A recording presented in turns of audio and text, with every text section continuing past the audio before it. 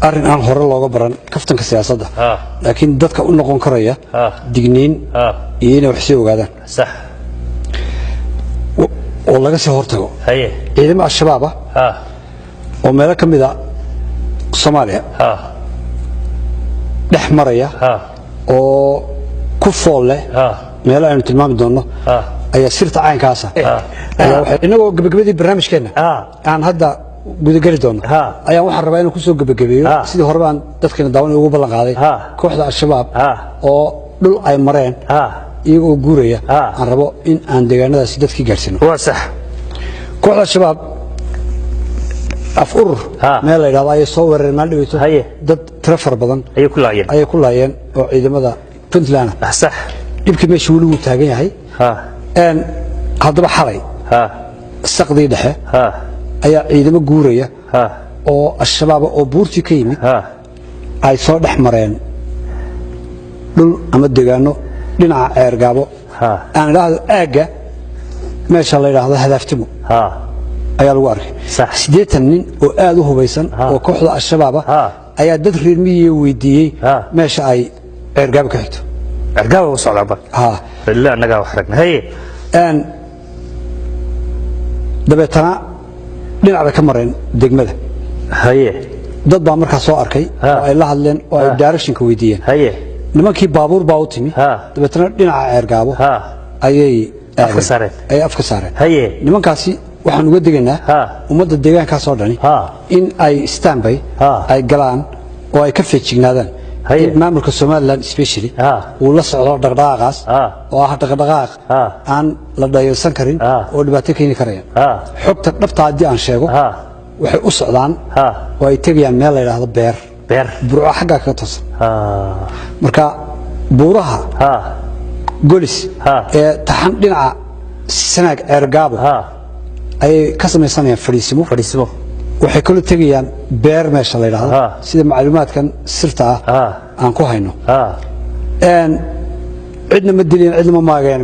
laakiin waxay doonayaan meel ay degaan in ay fadhiistaan waxay muujinaysaa in khilaaf uu ka taagan yahay iyaga iyo dadka deegaanka galgala marka in qayb kamid ay soo guurto ayaa meesha ka muuqata marka dee la fasiro socodka caynkaas habka ciidan dadka area jooga ee shicibkii isma difaaci karayaan oo ma aha ciidamo waa dad qoriyo wadista sitaan marka de ciidan haysata umba ka hortay karta ciidamadaasi ilaa 80 qof oo hubaysan ayaa imika la og yahay waxa ku daba jira kuwa kale oo kuwan marka ay meesha sii tagaan ay iyana ka daba iman doonaan waxaan dhageysan doonaa cod haweeney hadaftimo joogta oo dadkii soo arkay ama gabadhii soo aragtay mid kamid ah iyadoo la joogtay oo magaceedana aynu qarin doono si aan dhibaato ugu iman laakiin codkeeda si dadku ay u rumaystaan aynu u soo gudbin doono marka bal aan u soo gudbiyo haweenada anagu xalay markii aan yara jiifsanay tobanadii ahayd baa gabadhu daysa magaalada timi ay nimanka hala kale marayaan waana rag haddaan qiyaasnay ilaa 80 marka warkii aan qasti gabadhii nimankii bay ku soo dhexdhacday nimankii waa la kala yaacay meesha hub laguma haysto raggu hub ma haysto nin aan hubeysanina dagaalami maayo oo afartii qoriyo la hayay nin walba ciidamo iyo dhul baa lala aaday oo tidina ciidamayn jiray oo afartii huwa daaqo afartii qoriyo haray dawaa qola walba meel baa meeshii la hadba furin oo la joogay la tagtay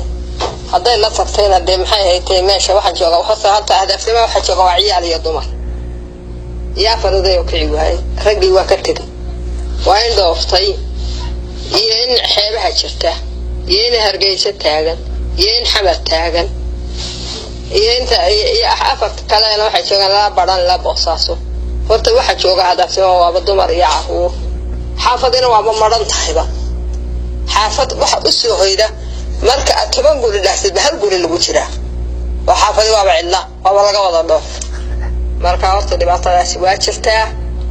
mid kale waxa la yidhi ragii goorta yaaceen oo maxay kula hortagaan nin hubaysan oo bumbadiisa oo qorigiisa oo baadkiisa oo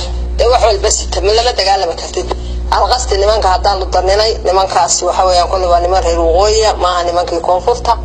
واي صوفت بابور باكا دبط واي marka wad maqlaysaa warka Soomaaliya baabuur baa markaa nimanka u timi oo qaaday ay gabadhan leedahay waxaan markaa uga digaynaa dadka barnaamijkan daawanaya ee ku dhaqan areadaas laga sanaag ilaa togdheer in ay ka feejignaadaan oo ciidamada ammaanka ay wada Soomaaliland ay soo gudbiyaan hadii arkaan ciidamo